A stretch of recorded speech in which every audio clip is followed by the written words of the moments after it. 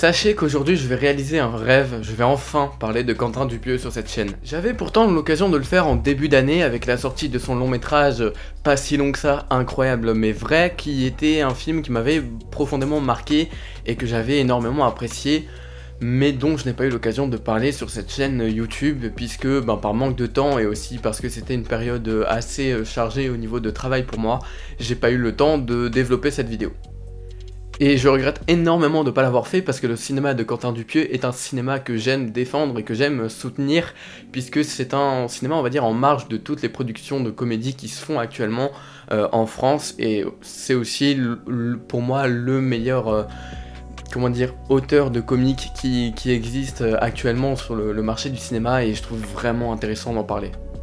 Parce que c'est des projets tellement différents et tellement originaux que c'est en fait le dernier rempart face aux comédies populaires financées par la télévision qui aujourd'hui, on le sait, font énormément de mal à la comédie française. Alors j'ai pas une connaissance accrue du cinéma de Quentin Dupieux, mais je sais que tous les longs métrages qu'il m'a présentés jusqu'à présent ont été des films qui m'ont profondément marqué, qui ont été pour moi des monstres de comédie et que j'ai énormément apprécié. Je parlais tout à l'heure d'Incroyable mais vrai, c'est typiquement le premier Quentin Dupieux que j'ai vu au cinéma et c'était juste extraordinaire. Il y a eu aussi Le Dain, qui est un film de genre vraiment sous-coté, trop peu connu à mon goût et que je vous conseille vraiment d'aller voir, c'est avec Jean Dujardin et c'est exceptionnel.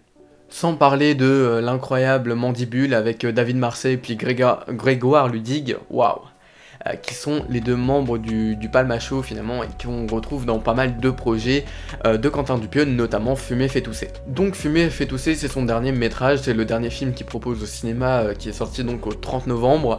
C'est encore une fois un film assez court comme le reste de sa filmographie, on peut compter 1h20 approximativement de film, et c'est une comédie totalement déjantée, mais c'est, on va dire, ce qu'il y a de plus attrayant chez le cinéma de Quentin Dupieux.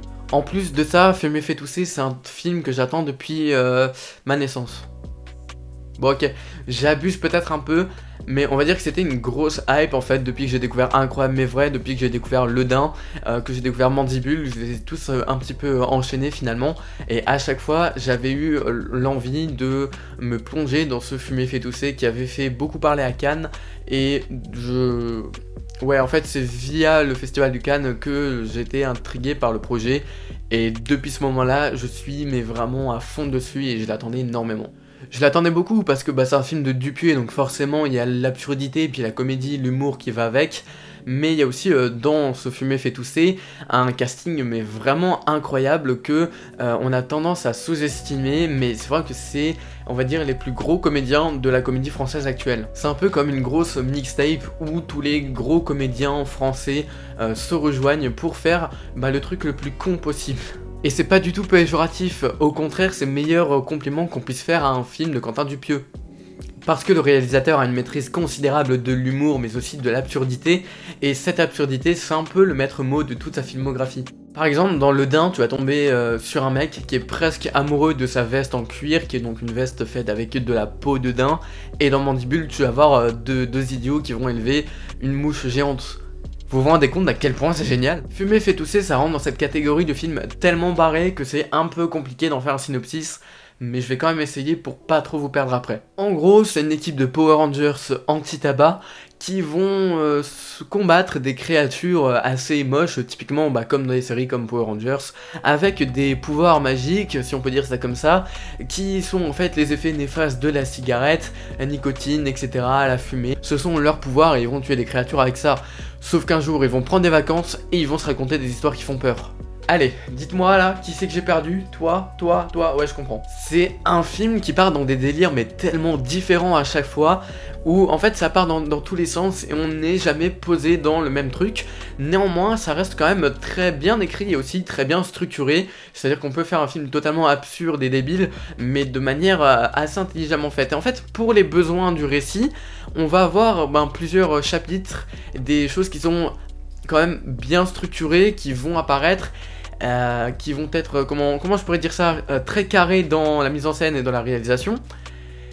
Et aussi, quand c'est écrit, Dupieux l'écrit de manière très scolaire, avec limite des chapitrages par moment. Et en fait, il le fait de manière très scolaire, certes, mais je trouve ça extrêmement bien réussi et c'était le meilleur moyen d'arriver à cet effet comique qui fonctionne mais merveilleusement bien.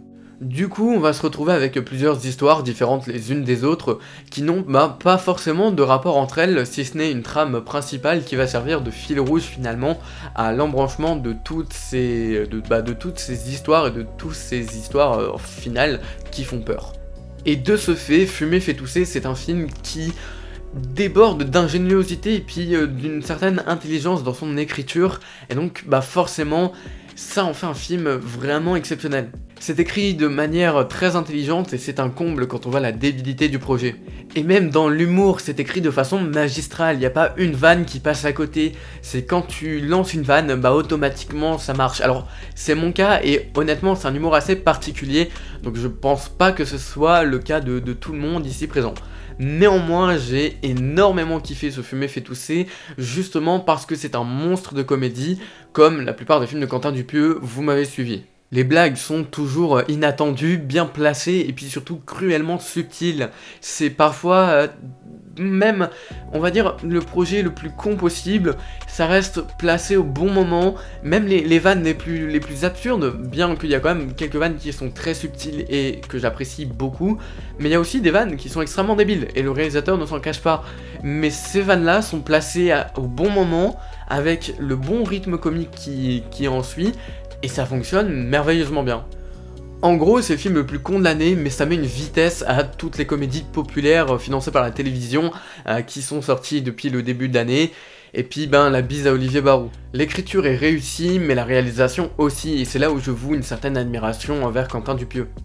Parce que depuis le début de sa filmographie, Dupieux nous montre un cinéma un peu homemade, avec peu de moyens, et puis il se débrouille en fait avec les budgets qu'il a, et aussi ses techniques de cinéma finalement, et il se débrouille à faire un peu un truc DIY par moment.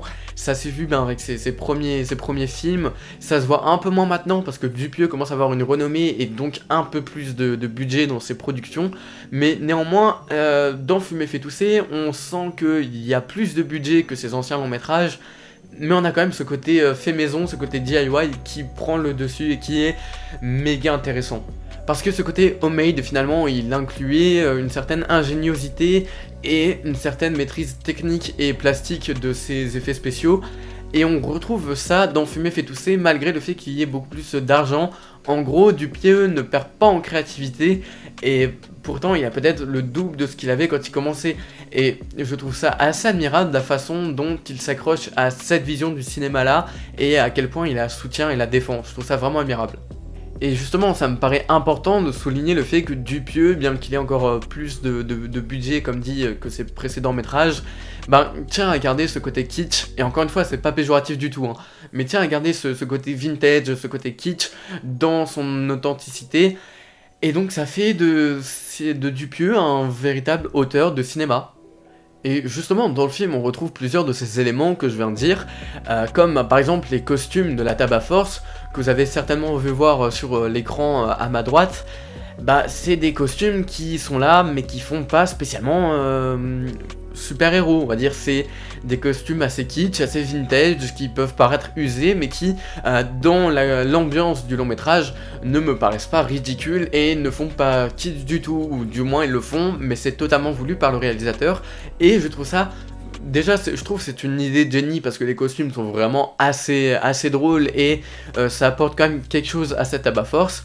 Et on retrouve également dans ce côté vintage et kitsch de Dupieux, les créatures qu'on va voir à 2-3 moments dans le film qui sont les ennemis de cette Tabac Force, qui ont des costumes un peu risibles, comme c'est le cas par exemple dans des séries comme Power Rangers, qui sont, je pense, des éléments de caricature du long métrage finalement. Enfin, on sent que Fumer fait tousser à chercher son inspiration au sein des séries japonaises et américaines comme Power Rangers. Et en fait, ce qui fait à mes yeux la gloire de Fumer tousser, c'est le mélange, l'homogénéité de toutes ces choses-là. Que ce soit l'écriture totalement absurde mais très drôle, que ce soit aussi la réalisation et son côté un peu DIY homemade, et ce côté kitsch assumé. C'est le mélange de tout ça qui fait que Fumer fait tousser est pour moi un véritable chef-d'œuvre et une grosse entité du cinéma français de cette année 2022. C'est ça qui fait que le film est une pépite, et honnêtement, il n'y aurait pas tous ces éléments-là, tout ne serait pas si homogène que ça, bah le film, il serait par eux ridicule, et honnêtement, il aurait été saccagé par la critique. Mais si les gens l'apprécient, c'est justement parce que l'on a ce mélange de toutes ces choses qui font un véritable film d'auteur, et non pas un simple projet ridicule et un peu moqueur. Donc merci Dupieux d'exister et de proposer ce genre de comédies françaises qui sont en marge de toutes les autres. J'adore voir ça et je suis enchanté à l'idée que le cinéma français un jour ça puisse être des projets aussi variés que ceux que Quentin Dupieux propose. Bref, c'est vraiment du génie. Allez voir le Fumer fait tousser de Quentin Dupieux. Ça dure pas longtemps mais vous allez passer un très bon moment devant. Et je t'aime Quentin, vraiment je t'aime. Je pense que vous l'avez compris, je suis méga enchanté par ce Fumer fait tousser, je vous invite à aller le voir. En tout cas, moi, la vidéo est finie, malheureusement. Je vous invite à vous abonner pour ne pas louper les prochaines, mais également à mettre un petit pouce bleu, ça aide toujours. Mais surtout, le plus important, et je le redis à chaque fois, le petit commentaire pour me dire ce que vous avez pensé du film et de la vidéo. Ça permet une meilleure interaction entre nous et c'est toujours le bienvenu. Voilà, nous, c'était Hugo, on se dit à la prochaine pour une nouvelle vidéo. Ciao!